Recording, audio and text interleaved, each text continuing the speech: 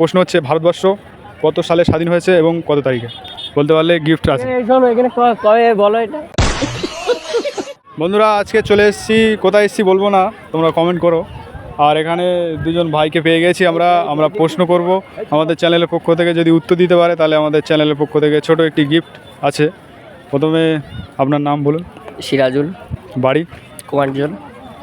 সিরাজুল নাম, বাড়ি কুমোরজল। আর আমাদের চ্যানেলের পক্ষ থেকে প্রশ্ন হচ্ছে ভারতবর্ষ কত সালে স্বাধীন হয়েছে এবং কত তারিখে বলতে পারলে গিফট আছে। বলো এটা।